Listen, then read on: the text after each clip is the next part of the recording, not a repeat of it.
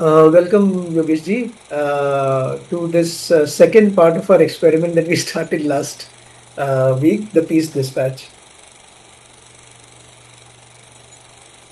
Uh, नमस्कार friends, जय जगत। जय जगत, जय जगत। So, योगेश जी, आज आज किसके बारे में बात करें हम लोग? तो Hemant ji, today I thought of talking about my first peace walk and the challenges I encountered in that first walk, and I believe that created such a strong foundation for me. उसके बाद में कोई पीस वॉक के लिए कुछ planning करना नहीं पड़ा। तो I want to talk more about the actual experience in that first walk. So let me go straight into that thing. I remember it was 9th of March 2013. I called up our Gandhi Ashram head, Jayesh Bhai Patel, in Sabarmati, in Ahmedabad, and told him, sir, I'm going to walk from Mumbai to Ahmedabad, Sabarmati Gandhi Ashram, and I need your blessings. He said, Yogesh, you're most welcome. Jayesh Bhai is normally a man of few words, so he just said, you're most welcome. And there was no conversation further on that. I felt little odd, but I said, maybe. But next day morning, the day I was to start that day in the evening, and he called up early in the morning. And normally Jayesh Bhai rarely communicates on call. So I was surprised. He says, Yogesh Bhai, आपको एक गुजारिश है. Like your master Satish Kumar had walked without money, my humble urge and invitation to you that can you walk this walk from Mumbai to Sabarmati also without money? And that came as like a bomb falling on me. I was completely shattered because my belief system was telling me that in those days, in 60s and all, humanity level was different and you could walk without money. But आज के जमाने में तो just step out of your home and you need some financial support. And like those days were bit new in India for package bottles. तो तब तक मैं USA भी काफी नया आया हुआ था, तो मैं पानी की बोतल लेके घूमता था। तो पहला ही सवाल आया कि भाई ये पानी की बोतल का 20 रुपये देना पड़ता है, if I walk without money पानी किधर से मिलेगा? And then the natural question comes, who will host me, where I'll get my food, and all those questions, like logical sequence started propping up in my mind. So I could not answer back to Jayesh Bhai that I'll follow you. But I mean, that created a big ripple. अभी जयेश भाई को मना नहीं कर सकता हूं, तो झूठ बोला, काफी ड्रामा किया, created various like remember my school days. आज स्कूल नहीं जाना है तो क्या क्या ड्रामा करते हैं हम। तो बहुत कुछ किया। बट जयेश भाई मैंने वॉक को ऑलमोस्ट 15 दिन पोस्टपोन कर दिया, बट जयेश भाई ने छोड़ा नहीं मुझे। जयेश भाई called up one day and says, Yogesh भाई आप क्यों चल रहे हो? आपको पब्लिसिटी चाहिए, आपको नामना अचीव करनी है, क्या करना है आपको? ऐसे साहब मैं कभी वो बारे में सोचा ही नहीं है। जेन्युइनली सतीश कुमार के नक्शे कदम पे और बापू के नक्शे कदम पे एक सद्भावना से एक प्रयास चालू करना है, तो सर ये सब चीज मेरे दिमाग में है ही नहीं। एंड ही सेड, फिर योगेश, जैसे विनोबा भावे ने सतीश जी को बताया था कि आप ये जो काम कर रहे हो एक्चुअल में आप नहीं कर रहे हो, वो ईश्वरी शक्ति आपके पास करा रही है। तो उसका शुक्रगुजार करो। तो सेम मेरी गुजारिश है आपको कि आपको ये करने की इंस्पिरेशन मिली, उसी का शुक्रिया अदा करते हुए आप निकल जाओ। वो ये यात्रा आपके पास करा रहा है, उसका शुक्रिया अदा करो एंड उसके पर विश्वास रखो। आपकी ये वॉक तो इसे 15-20 दिन होंगे, इसे सतीश कुमार जी 27 महीना चले और वही विश्वास से निकल गए। और आप जानते हो कि क्या क्या मिरेकल उसके जीवन में हुए। पर हेमंत जी, सुनना काफी इजी होता है, but put yourself in that try, it was like quite challenging for me at that juncture. तो बहुत सोचा, बट फिर भी मैं रिप्लाई कुछ दे सका नहीं जयेश भाई को। अगेन जयेश भाई का फोन आया, इससे योगेश भाई अभी आपको क्या क्या दिक्कत हो रही है, what is stopping you now. अच्छा जयेश भाई, आप जो बोल रहे हो मेरे के दिल को छू रहा है, I am contemplating on that point only. अभी भी बाहर निकलने के लिए इतना कॉन्फिडेंस नहीं आ रहा है, it's lack of my own confidence. इसे योगेश भाई आप अकेले चलने वाले हो, आई सेड यस। योगेश भाई बॉम्बे अहमदाबाद रोड पे अपने इतने कांटेक्ट है, तुमको कुछ भी तकलीफ पड़ी मेरा फोन 24 घंटा चालू रहेगा टिल यू रीच साबरमती आश्रम। आप मुझे फोन करोगे 2 घंटे में आपको कोई ना कोई तरीके की मैं हेल्प ऑर्गेनाइज कर दूंगा। फिर when Jayesh bhai went up to that level, I had no guts to say no. तो मैं फिर तो बोला अभी लेट जंप इनटू फ्राई। सोचते रहोगे तो होगा ही नहीं। नाउ जयेश भाई सपोर्टिंग सो मच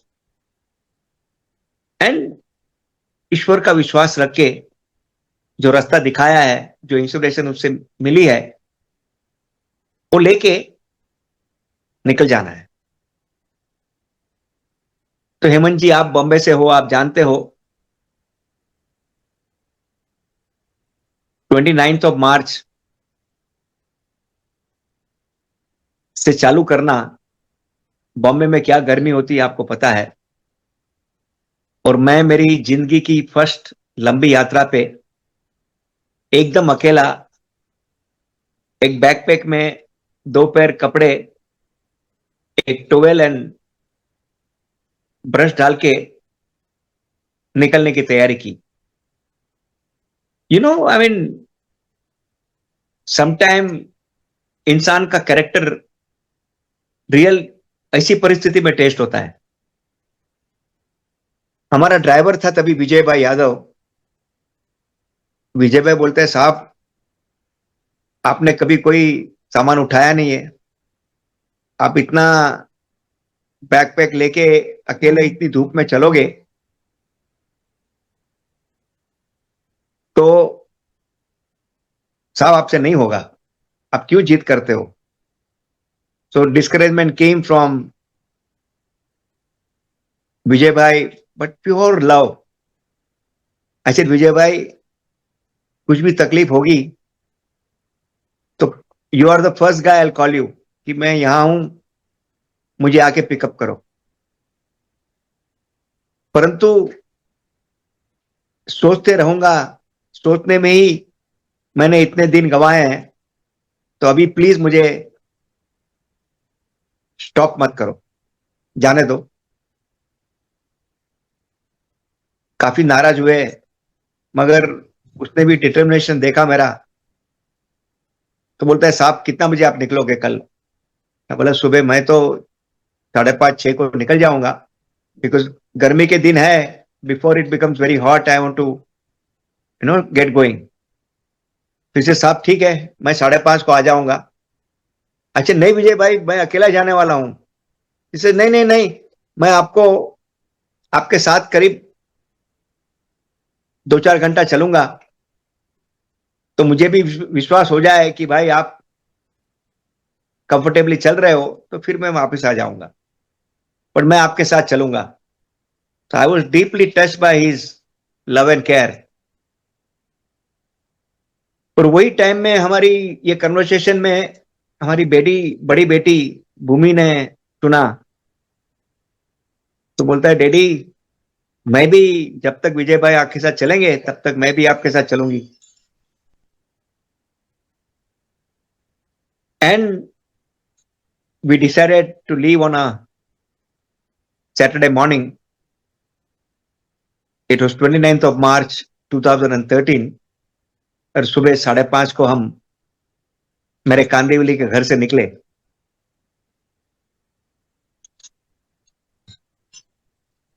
और हम तीनों को बहुत बात करनी थी, और तीनों में से कौन बात शुरू करेगा। बट मैंने, normally in morning I like to be in silent, connect to my divine energy. तो बस चलना चालू किया। एंड कांदिवली से हम लोग करीब बोरीवली पहुंचे, और रास्ते में से विजय भाई को कुछ एक 2 रुपये का कॉइन मिला। एंड विजय भाई प्रैक्टिकली स्टार्टेड क्राइंग।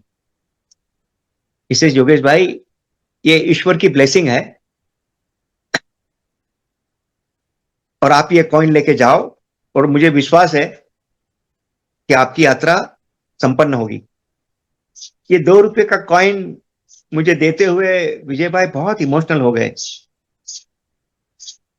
तो मैं बोला, विजय भाई क्यों इतना ढीले पड़ गए? इसे, योगेश भाई, आपको याद है कि आपको, it's like a flashback to me, references, कि मुझे, जब मैंने ये पीस यात्रा पे चलना डिसाइड किया, तो हमारे छोटे भाई बहुत नाराज हुए थे। उसने हमारे सब दोस्तों को बताया। मेरा छोटा भाई और मैं 1 साल का ही डिफरेंस है, और हमारा स्कूल का फ्रेंड्स का ग्रुप है, उसमें छोटा भाई भी है और बाकी 9 दूसरे दोस्त हैं। तो on a Saturday before I started walk, वो 10 दोस्त एंड 10 की बीबियां, माने 20 लोग मेरे घर पे आए। और प्रैक्टिकली सब लोग मेरे पे गुस्से से बात कर रहे थे, ये सब peace walk and all that छोड़ो, focus on both your daughters. And काफी डिस्करेज कर रहे हैं कि ये peace walk and all that अपना काम नहीं है, and you have to do a dual role of father and mother, so take care of your daughter's education, focus on them. And they were all completely no no no on this peace walk. तो मैं भी बहुत confuse हो गया, और पूरी रात सो नहीं सका। नॉर्मली ऑन अ संडे,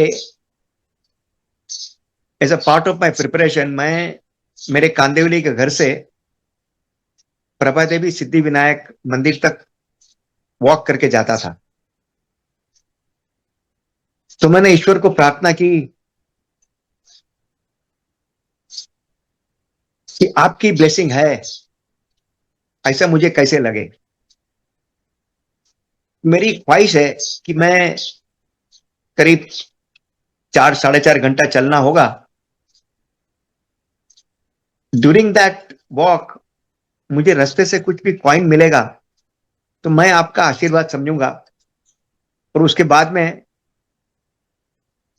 मैं किसका सुनूंगा नहीं। और कुछ नहीं मिला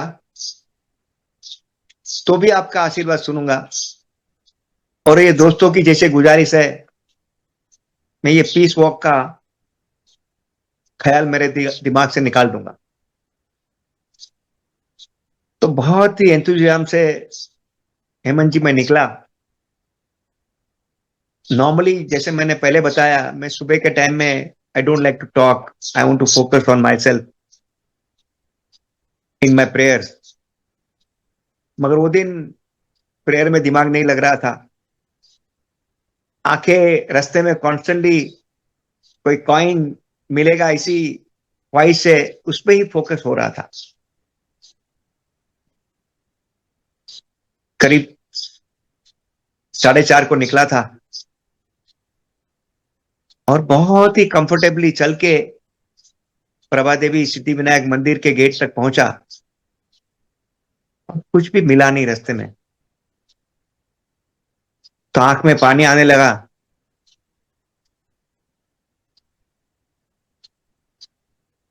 मैं ईश्वर से बोला कि तेरी ख्वाहिश नहीं, ख्वाहिश ही है कि मैं मेरे दोस्तों का सुन के पीस वॉक की बातें छोड़ दूं।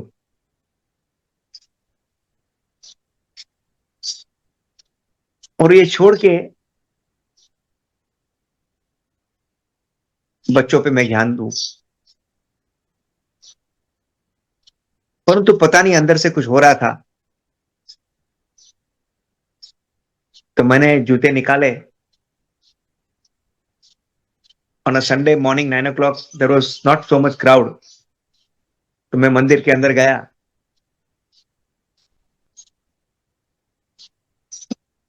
और गणेश जी के सामने प्रैक्टिकली रो रहा था। और जैसे मैंने सिर झुकाया कि मेरे सिर पे किसका हाथ मुझे महसूस हुआ। I was surprise. तो मैंने प्रेयर भी कंप्लीट नहीं की and I just raise my head. I was so much pleasantly surprise that pujari offered me something from his hands. तो मैंने दोनों हाथ करके वो जो भी पुजारी दे रहा था वो एक्सेप्ट किया। And once again I was so much deeply moved and touch कि पुजारी ने प्रसाद दिया और प्रसाद के साथ मुझे 1-1 रुपए के 5 कॉइन दिए।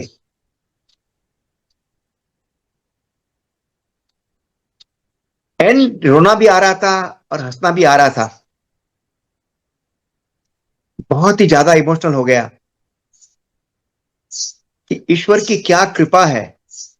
मैं पूरे रास्ते में 4.5 घंटा तक कुछ उसकी ब्लेसिंग मिलेगी वो सोच रहा था, परंतु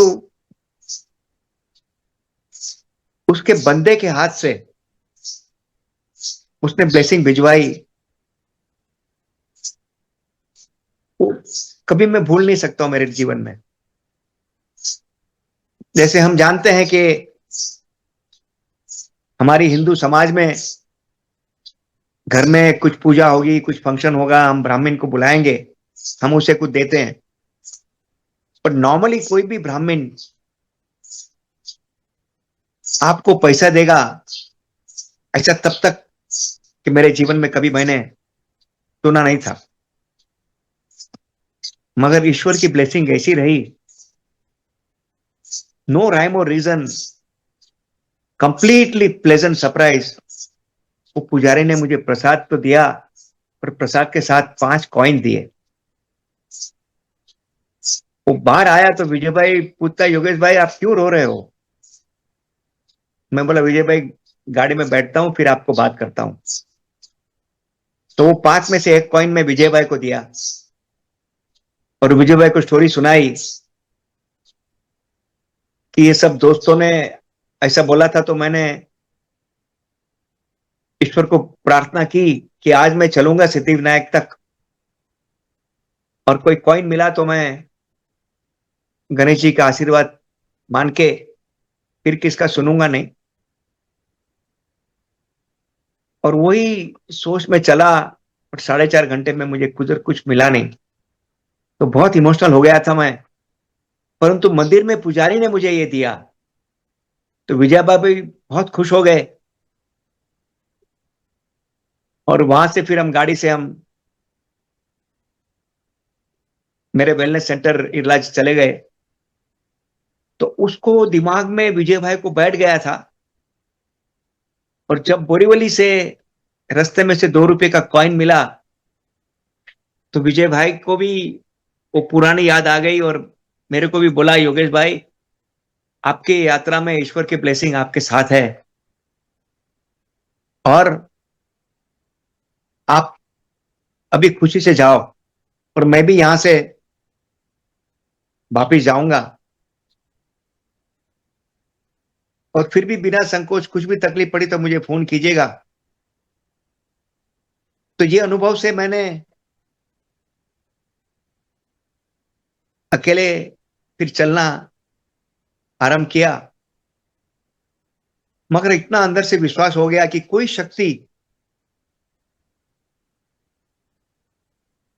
की ब्लेसिंग मेरे साथ है। और सब कुछ फर्स्ट टाइम हो रहा था, फर्स्ट टाइम अकेला चल रहा था और जैसे जैसे दिन बढ़ता गया पसीना की लाइनें चल रही थी मेरे सिर पे, मगर एक डिटर्मिनेशन था कि जाना ही है, जो होगा देखा जाएगा। पर विजय भाई ने जब ये बात की मुझे याद दिलाई तो मुझे भी लगा कि ईश्वर का ब्लेसिंग साथ में है तो अभी पीछे देखना ही नहीं है। और मुझे ओशो की याद आई। ओशो के लेक्चर्स काफी हमारे पिताजी सुनते थे। वो जमाने में हेडफोन थे नहीं तो हम लोग पैसिवली सुनना पड़ता था, मगर उसकी स्टोरीज कई जहन में बैठ गई थी। इससे इंसान जब अपना रास्ता चुनता है और कुछ अलग करने की ठानता है तो समाज बहुत हर्डल्स क्रिएट करेगी, but treat those hurdle very coolly and don't change your path, and I'm sure you will achieve your goal. तो जैसे मैंने करीब 11:30 को मैं वसई तक चलते चलते पहुंच गया और वहां मेरे बहनोई की फैक्ट्री है तो मैंने उसको फोन करके बोला था कि मैं ऐसे पद यात्रा पे निकला हूं और करीब लंच टाइम पे उधर आपकी फैक्ट्री पे आऊंगा तो आप मुझे लंच खिलाओगे। तो बहन ने टिफिन भिजवाया था और काफी गर्मी के टाइम में 11:30-12 तक मैं पहुंचा वहां। ब्रदर लोगों ने बुलाया, हम लोग ने साथ में 12:30 को लंच लिया। फिर मैंने बोला आपकी फैक्ट्री में कोई थोड़ी जगह होगी खुली, मैं थोड़ा सोना चाहूंगा before I start my day. इसे योगेश भाई ये सब ड्रामा छोड़ो, ये peace walk and all that अपना काम नहीं है, हम बढ़िया फैमिली से आते हैं, आपकी फैमिली का देखो। मैंने बोला ब्रदर इन लोगों को, दिवेश भाई बहुत सोच विचार के बाद ये रास्ते चलने का थाना है तो प्लीज प्लीज प्लीज मुझे मत करो।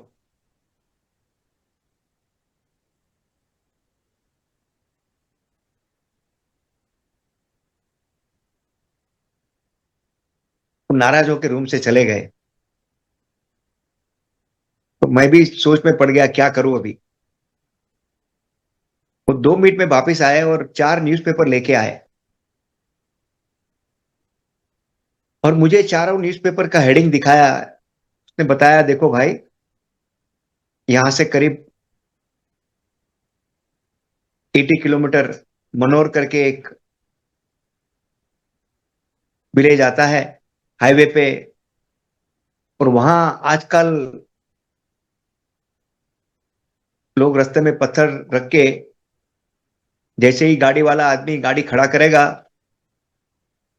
5-6 आदमी आके उसको लूट लेते हैं। और ये एक नहीं, दो नहीं, तीन नहीं, ये 4 न्यूज़पेपर की ये स्टोरी आपको मैं लास्ट 2 महीने में हुई है दिखा रहा हूं। तो आप क्यों ऐसे रिस्क ले रहे हो? तो मैंने देखा, मगर मुझे वंस अगेन ओशो याद आए कि समाज तो हर्डल क्रिएट करेगा, मगर आप आपके गोल पे फोकस रहोगे तो आप जरूर वहां पहुंचोगे। मैं दिवेश भाई को बोला, भैया मेरे पास पैसे नहीं है, तो मुझे कुछ लूटने का सवाल नहीं है, और फिर भी जो होगा देखा जाएगा, पर दिवेश भाई मुझे प्लीज जाने दो। तो नाराज होके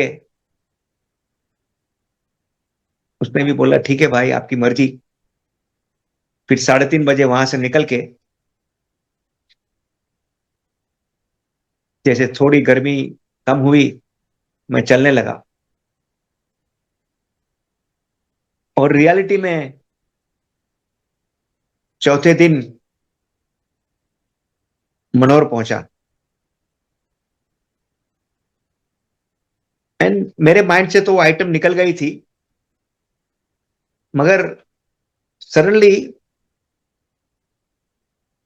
बाजू की झाड़ियों से कोई आदमी आया, उसके हाथ में डंडा था और मेरे साथ चलने लगा। बोला, भाई साहब आप कहाँ से आए हो? मैं बोला, मुंबई से आया हूं। तो उसने इग्नोर किया, फिर बोलता है, कहाँ जा रहे हो?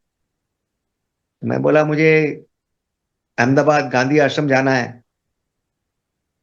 तो उसकी आंखें बड़ी हो गई, बोलता है, साहब आपको पता है यहाँ से अहमदाबाद कितना दूर है? ऐसे मैंने बताया कि मैं कांदिवली से निकला हूं, और कांदिवली से अहमदाबाद 630 किलोमीटर की यात्रा है। तो आप चलते आए हो यहाँ, और आप वहां तक चल के जाओगे? ऐसे, हाँ। क्यों ऐसे पागलपना करते हो? ऐसे मुझे शांति के लिए चलना है, और रास्ते में प्यार के बीज बोना है। वो आदमी को कुछ सरप्राइजिंग हुआ, वो बात करते करते मेरे साथ चलने लगा। बहुत सवाल पूछे, चलने से कैसे शांति आएगी, आप क्या करते हो, ये सब छोड़ के ये काम क्यों करते हो, आपको लगता है ये करने से कुछ समाज में आप कंट्रीब्यूट कर सकोगे? बहुत सवाल करते ही रहा। करते करते हम करीब 20-25 मिनट साथ में चले, और उसने सडनली जोर से डंडे को रोड पे ठोका और बोला, स्टॉप सर, आप खड़े रह जाओ। तो मुझे मेरी ब्रदर लो की याद आई कि ये आदमी अपना रंग दिखा रहा है। But in flash of seconds, Hemant ji, यहां मुझे ईश्वर की याद आई। वो आदमी मेरे पैर में लेट गया प्रैक्टिकली, और मेरे पैर पकड़े। मैं बोला, भाई आप ये क्या कर रहे हो? मैं उसको हाथ दे के खड़ा किया, वो रो रहा था। इससे, साहब मैं आपको लूटने आया था, किसान हूं, घर में 3 बच्चे हैं, मेरे पास जगह है, खेत है, मगर यहाँ 2-3 साल से पानी नहीं है। तो जीवन फैमिली के लिए बहुत चैलेंजिंग हो गया है। तो हम यहाँ कोई पत्थर रख के गाड़ी को खड़ी करते हैं और लूट लेते हैं, उससे ही हमारा जीवन चलता है। मगर आपकी बातें सुनी तो मुझे बहुत ही अजूबा लगा कि एक इंसान समाज में शांति हो, दुनिया में शांति हो, उसके लिए इतनी गर्मी में चल रहा है। और मैं मेरे बच्चों के पेट के लिए, मेरे पेट के लिए एक इंसान को लूटता हूं, तो मैं आपसे माफी चाहता हूं, आई एम सॉरी। मैं बोला ठीक है भैया, सबकी अपनी परिस्थिति के हिसाब से होता है। तो आदमी रोते रोते मेरे कंधे पे उसका हेड रखा और बोला साहब, आप मुझे माफ करो please, I am very sorry. मैं बोला ठीक है भाई साहब, मैं आपको कुछ मदद करना चाहता हूं, मैं कैसे मदद करूं?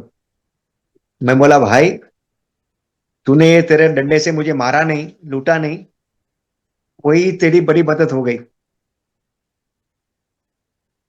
तो मुझे जाने दे अभी, मुझे बहुत दूर जाना है। तो वो बोला साहब, गरीब आदमी की मजाक मत करो साहब,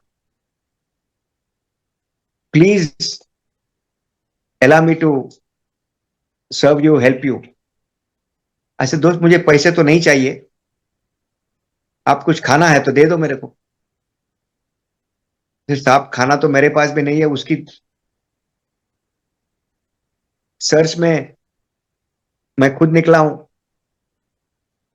बट साहब, आप प्लीज मेरे से कुछ मदद लो। तो मैं सोचा ये आदमी इतनी बोल रहा है तो क्या, ऐसे आपको क्या माइंड में है? तो साहब, मैं आपको, मेरे पास थोड़े पैसे होंगे, वो आपको देना चाहूंगा कि आप वो पैसे में से कुछ खाना खरीद लेना और मुझे याद करना, मेरे बच्चों के लिए ब्लेसिंग मांगना।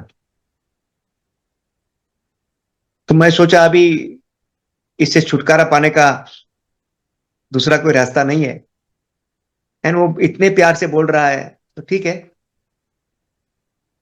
और हेमंत जी, मेरे सामने उसने पॉकेट में हाथ डाला और उसका पर्स निकाला, और मैं खुद देख रहा था, एकदम अगल बगल में हम खड़े थे रास्ते पे कॉर्नर पे, उसके पॉकेट के अंदर 100 रुपए की एक नोट थी। And to my shock and surprise, वो आदमी 100 रुपए की नोट मेरे हाथ में थमा के, before even I can react, मैं कुछ रिफ्लेक्शन दूं, थैंक यू बोलूं, कुछ भी, उसके पहले वो रास्ता उतर के जंगल में चला गया। और मेरे मुंह से निकल गया, जो आदमी लूटने आया था खुद को लुटा के चला गया। क्योंकि हम सो कॉल पढ़े लिखे इंसान हैं, हमारे पास 100 रुपया होगा, कितना भी परिस्थिति होगी, किसको मदद करनी है, हम 5 रुपया, 10 रुपया, 20 रुपया देंगे। मगर ये इंसान जो गरीब है, उसके पास खुद को खाने को नहीं है, उसके पास 100 रुपये थे और 100 दे के चला गया। And that connected me with divine blessing, कि जब ईश्वरीय शक्ति आपके साथ में है तो चैलेंजेस तो आएगी, मगर वही उसमें से आपको रास्ता निकालेगा। और मैं रास्ते में बैठ गया और विजय भाई को फोन किया। विजय भाई, उसको पूरी स्टोरी सुनाई, आपकी ब्लेसिंग मेरे साथ थी, गणेश की ब्लेसिंग मेरे साथ थी, उसका मुझे कुछ साक्षात्कार हुआ। एंड अभी 100 रुपया मेरे पास है, मैं इसको खर्च करूं कि इसको ही सुविनियर करके रखूं? क्योंकि इंसान मेरे दिल को छू गया। एक्चुअली मेरी ख्वाहिश है कि आपको गुजारिश करूं, आप गाड़ी में आके उसको, उसके बच्चों के लिए कुछ दो। मगर ये इंसान जंगल में किधर चला गया, मुझे कुछ पता नहीं चला। फिर मन को मनाया कि ईश्वरी ब्लेसिंग रही, और वो स्वीट याद लेके मैं आगे चलता रहा। और Hemant ji, this really touch me so so well, कि मैंने मेरी किताब में भी इसका रेफरेंस दिया है। और विजय भाई, जब भी मिलते हैं कुछ पीस वॉक की बात होती है तो हमारी ये बात निकलती है। और जयेश भाई को भी मैं वहां जाके ये बात सुनाई तो जयेश भाई ने भी बोला, this is live example of divine energy, divine blessings are with you. आप जो भी कर रहे हो उसमें वो आपके साथ है। तो हेमंत जी, आज की टॉक हम यही इमोशनल पॉइंट पे पूरा करेंगे and will talk more next week. Thank you. नमस्ते। थैंक जय यू। जगत। जय Jagannath. Thank you. Thank you.